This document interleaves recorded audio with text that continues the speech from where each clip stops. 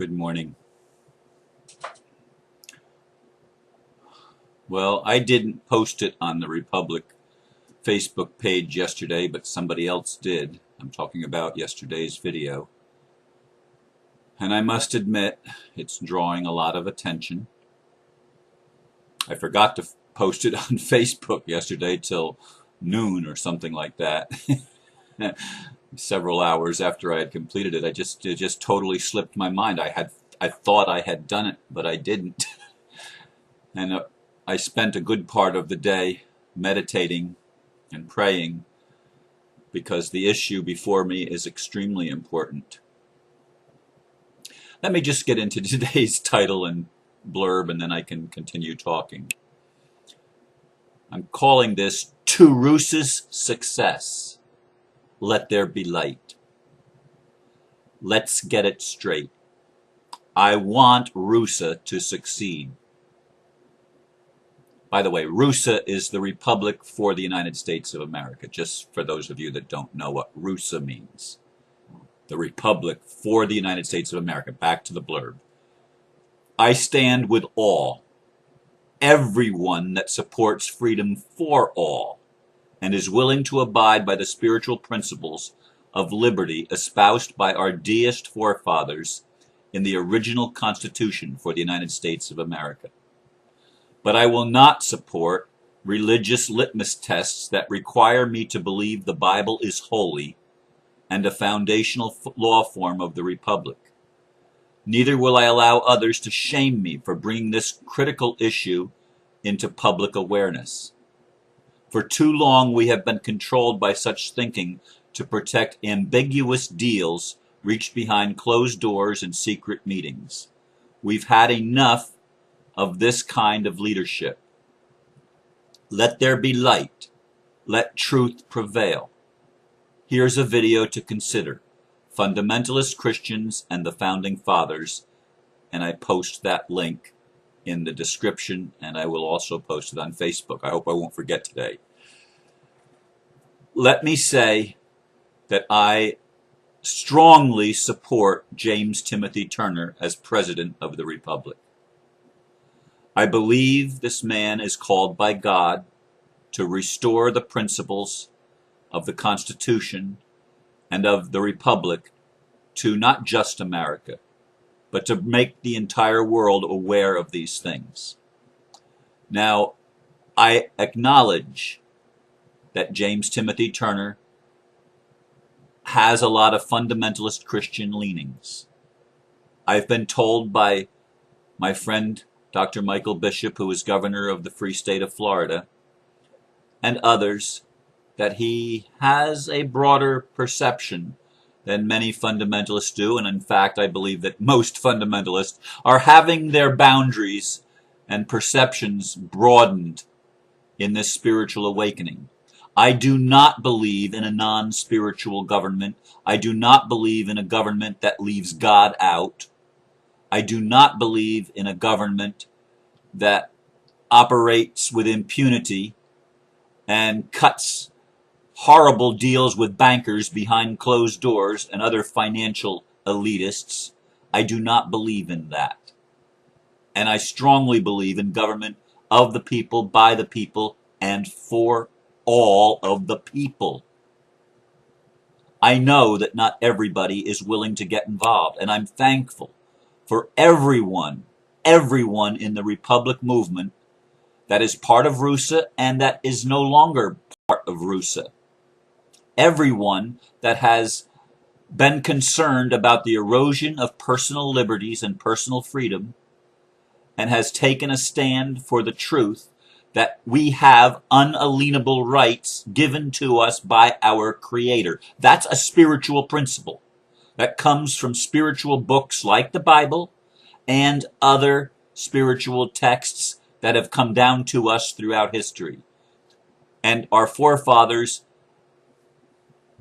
put that in documentation and guarantees, and even the United Nations and some of the more modern documents recognize personal liberty, at least on face value. At least they put that forth as their presentation. They may not follow it through, but they put it forth, recognizing there's a recognition that we have individually unalienable rights.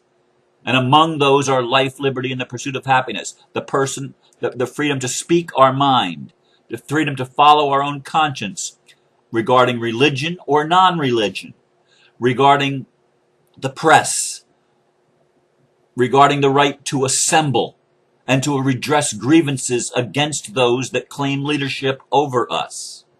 We have those unalienable rights. We have them. They are ours, given to us by God, by what we call God. And to me, God is a neutral term. And I know that atheists don't say they don't believe in God, but I don't believe that. I don't believe they don't believe in God. They don't believe in the God of religion. And for good reason. Because the God of religion is a damnable God that separates people from each other and causes polarization. And that's what religion does wherever it is found.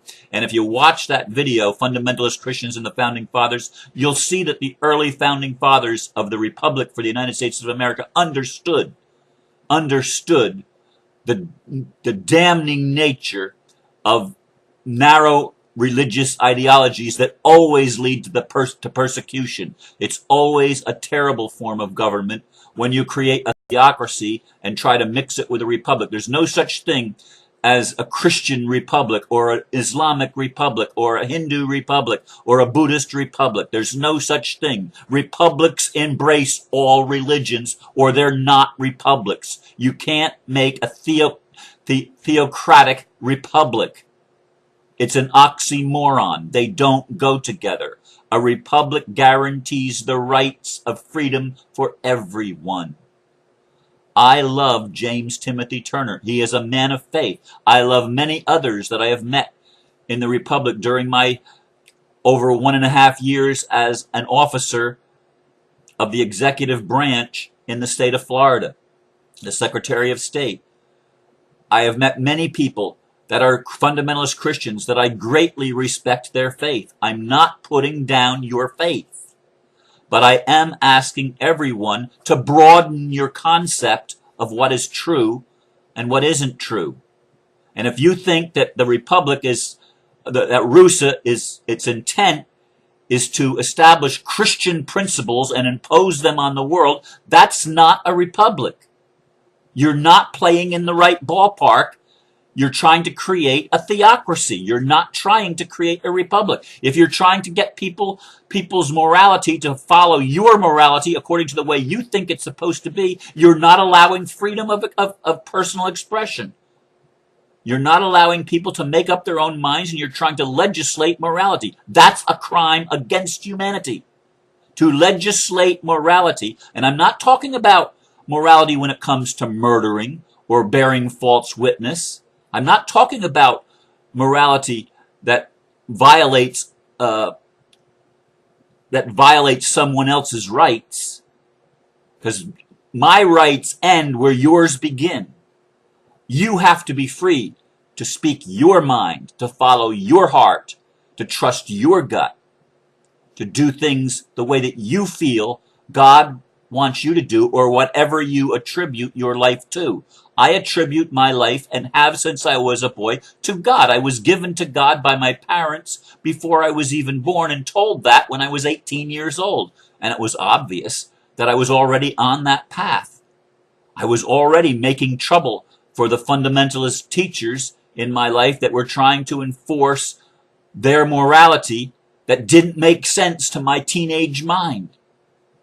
And so I embarrassed the elders and the deacons of the church and says, are you here to make trouble? Are you here to learn or to make trouble?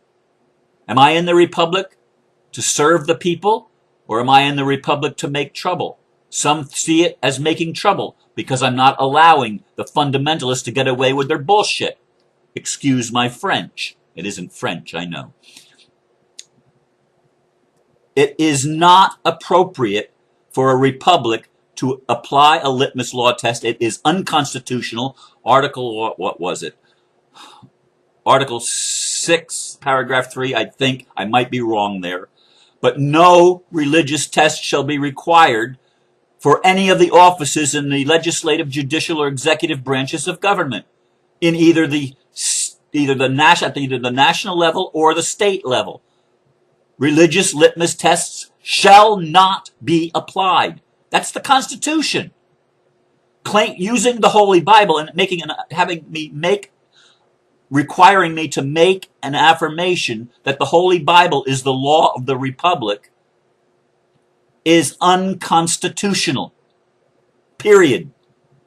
And naming the Holy Bible is unconstitutional. First Amendment to the Bill of Rights. It respects the establishment of the Christian religion. Now, I'm not arguing with anybody that Christianity had an influence on our forefathers. And if you read what some of them said, they didn't want secularization of government. There was a wall, a firewall between government and religion so that no religion could impose its tyranny on others. One of the quotations in the video that I mentioned at the beginning of this from the blurb, Fundamentalist Christians and the Founding Fathers, said that the reformists railed against the Catholic Church for the Inquisition, and yet when they came to America, they continued the same practices of burning witches here in the early United States, the early colonies that became the United States. This was done by the reformers, who, using their religious zeal and their religious ideas, tried to impose their thing, and they burned women for being herbalists and for mixing potions to heal others.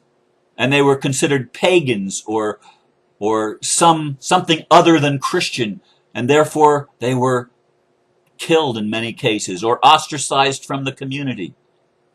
This is what happens when you have narrow-minded religionists running any type of community or any type of government. Things get out of hand. We are either supporters of freedom and liberty or we are not. And I am a supporter of freedom for everyone. And I consider all people of all religions and of no religions my brothers and my sisters. And I, to the best of my ability, attempt to show love and compassion for all of them. Not those that agree with me only. Now, I do have to cut off some people when they start railing and using means that are just frankly out of line from my perspective. I have to protect my boundaries, in other words. And so do you, and so do we all. Other people's freedom ends where mine begins. And I will not allow myself to be abused. But as I said in the blurb, neither will I allow myself to be shamed for bringing these things to the forefront of the conscious discussion. We need to face these facts. We need to look at these things. And it's not about my way or your way. That's the way the fundamentalists think. Well, if you don't like the way we're doing it, get out. You don't have to belong to our select group. Well, a republic is not a select group. It's everybody. Everybody is in the republic, and you don't have to sign any document or make any pledge or take any oath to be part of the republic. You are a human being, and if you live here, you're under the republic, period. You don't have to make any declaration or anything, but I have made declarations for the sake of the de facto government, which is operating under color of law and running roughshod over our rights.